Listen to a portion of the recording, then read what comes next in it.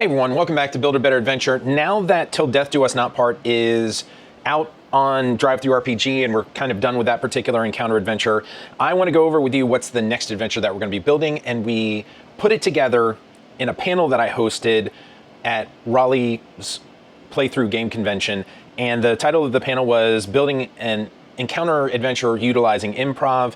And I just kind of wanted to have fun with this particular video using images from the Noun Project and do a paper puppet show. You'll understand what I mean as we go through.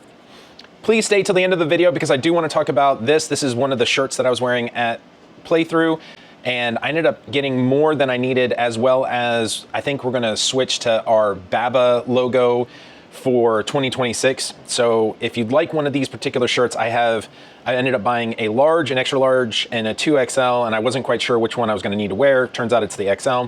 All right, on with the puppet show. So I made it clear that we were improving an encounter adventure. That means we were going to have a series of players, but we were only looking at providing enough gameplay for about an hour, right? Maybe a little bit more, but generally speaking, an hour.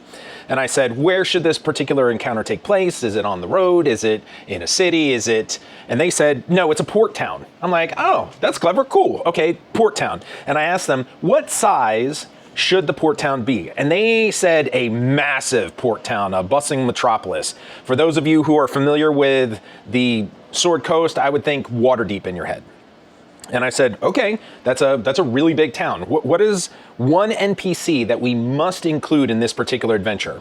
And the suggestion I got from the audience was, and excuse the logo because I couldn't find a kobold, but a kobold paladin.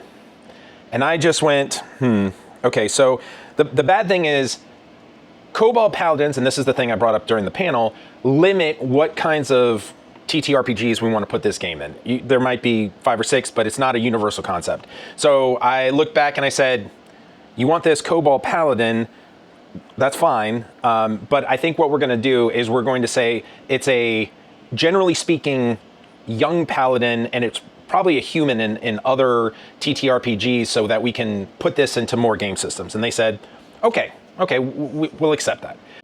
So then I said, what is this kobold paladin trying to do that he's going to need the player support on? They said that the Baron has decided that he's going to raise taxes in the city. And the kobold paladin is specifically trying to help an organization that is trying to fight against having to pay these higher taxes. And I said, okay, well, what is the thing that the Baron is raising taxes on? And the suggestion was cheese. And let me explain.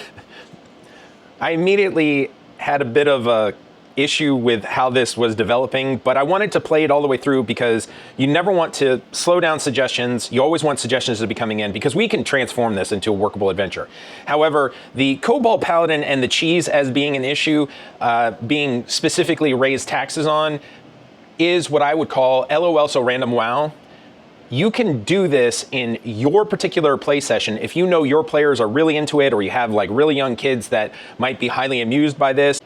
Although we have a kobold who is being the front runner to help supporting the city that is a major metropolis on cheese taxes. So I don't know that you can necessarily find an age group where that would necessarily work as an adventure, but again, we want to work with whatever is given to us. And I go, okay, so what is the party expected to do? How do we come up with win conditions for the party with this as the situation? And the suggestions that came through was that to organize a protest that might turn into a riot, or that we want to stop a riot, but a riot could still happen, and that there's guards with major shields, and it could turn the city into flames. And I said, okay, guys, let's rethink this for a second. Remember what we said at the very beginning when we were talking about adventure lengths. The most important thing is that we're looking at an hour time frame. There's no possible way that you can go through all of this in one single hour. There's just none. Knowing that you'd have to go to multiple locations to organize the protest and trying to stop a riot from occurring, and then deciding which side, whether or not you side with the city police or the rioters, and if the city goes up in flames, which just seems silly now that you're thinking about it, where it's a kobold in a major metropolis. So let's take this off the board for the time being. The other thing I want to take off the board is this kobold paladin. Now, in our encounter adventures, typically we don't have more than 1 to 3 meaningful NPCs. So let's keep the major city port town. Let's keep the Baron, who is corrupt and wants money. And we started going through a goat on this particular Baron that his interest is in the money. It's not in product like cheeses or whatnot. Let's think about this as the negotiating thing, but let's replace the kobold paladin with just a person who wants to become a paladin and he doesn't really know how to go about doing it. So he decides he wants to help this group that feel cheated because they are the cheese guild and they want the cheese that they purchased. Okay? On the other side is the Bakers Guild, who have an immediate need for the cheese because it's actually an ingredient in their dishes that they will be serving later that afternoon. And they need it immediately so they can start preparing whatever they are preparing. Let's introduce a third character, right? And it's the city police. Now, or the head of the city guard. So now the city guard, the paladin wants to be a paladin. He doesn't really care about the taxes. He's just trying to help out the group that purchased the cheese. The Bakers Guild also purchased the cheese, or at least they're both claiming they purchased the cheese, but they need it for their dishes, not to sell at their stores. The city guard doesn't care about really the taxes either, because I asked the group, what does the city guard want? And I had a brilliant answer. Someone said, he just wants to get home to eat his wife's cooking. And I went, oh, that is amazing. Okay, so the party enters the town, or the major metropolis. This guy is trying to become a paladin, but hasn't become a paladin yet, and he thinks the best way to do it is to help this other group. So he asks the group coming in, he finds adventurers coming in, and he immediately gets them to come with him to help out something. Maybe he even fibs a little bit, says he's a paladin, but he's not a paladin yet. The party comes down to the docks where the Bakers Guild, the Cheese Guild, and the head of the city guard are all waiting for a resolution to occur. And the city guard basically says, you party, you have 1 hour, and maybe even put an egg timer on the table and you go, you have 1 hour in order to come to the negotiating table with everyone who's there and adjudicate over who should get the cheese, right? There was 1 box of cheese on the docks and who should get the cheese. The trick is that the city guard is also making sure that the party has to get everyone to agree. So they can't just like pick a side and go, the Cheese Guild gets it all. Hands washed, we're done. There's a question as to when another order of cheese will make it back into town. Here's where the panel kind of came to a conclusion. And I think this is the foundation of what could make a really good game. And we got to this after asking particular questions. How do you make this particular adventure in such a way where the party can actually accomplish this in 1 hour? Who are the main proponents? How dedicated are they to the cheese? You have the lead president or negotiator for the Bakers Guild. You have a paladin who is kind of punching above his weight class, saying he's going to help this group, and none of them feel very confident in negotiating, so he's doing the negotiating, but he doesn't really, I mean, he cares about being a paladin. He doesn't care about the cheese. He just thinks that helping the Cheese Guild is the way that he becomes a paladin. You have a town's guard who doesn't care about any of this at all, but is going to arrest everyone, all 3 groups, the Cheese Guild, the Bakers Guild, and the party, if they don't come to a conclusion.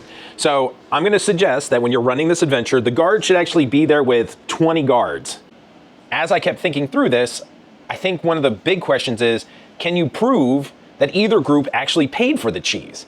And you can't, right? Not at least the way that it is currently set up. So maybe the Baron's taxes were on merchant vessels that stayed on the dock for an hour or more. He basically imposed a new tax that said, if you stay at the dock for more than an hour, I will charge you a docking fee that we normally didn't do before. And the merchants who brought the particular cheese effectively had 2 orders, 1 for each group. But then in a mad dash rush at 59 minutes, threw the 2 boxes onto the port as fast as they could to get out of there before paying the taxes. And we don't know which one of these boxes made it to the port and which one sank into the ocean. Since we can't put the cheese that ended up on the dock with which group paid for it, both groups think it's theirs. I think this is actually a lot of fun to consider because you have a situation where there's no combat, right? And I think the majority of the encounters that we're going to build on this channel will have some form of combat, but you have direct consequences for the party based on the town guard, and you have just a little wiggle room on how you resolve this so that the Cheese Guild, the Bakers Guild, and the town guard are appeased and can kind of agree, give a high five to everyone and agree on the solution that the party comes up with. What's the solution? I don't know. I think the only thing I'm going to put are the goats for each one of the 3 primary NPCs and kind of say, within the parameters of this, have the party negotiate a solution for the adventure. Maybe it's portioning of the cheese. She'll probably push back. He'll probably not feel totally happy. Maybe there's some solution that that allows for them to set up fees so that it doesn't happen again with a new merchant or the same merchant. I don't know. Again, you just crank that egg timer to 1 hour, put it down on the table, and you go, all right, we're here to negotiate. You have an hour. And then as the game master, you play the 3 NPCs that are negotiating back against the party. The title I gave this particular adventure during the panel was Who Moved My Cheese? I don't want to use the title Who Moved My Cheese. So I need help from you all to create a title in the comment section below. What could we call this particular adventure? And I also need help deciding what game systems I should be building this for. If you were at the panel, say I was at the panel and what game system you'd like to see it for. If you were not at the panel, don't say you're at the panel. Just tell me what game system you'd like to see it for. It'll be the second adventure that we throw up on Drive-Thru-RPG, and I have every intention to get it out before I go to Mythic Con, which is November 7th through 9th. Please do all those social media things, like, subscribe, follow, thumbs up, comment, tell your friends about it, post it on your favorite social media sites. Thank you, and I'll see you on the next video. Take care.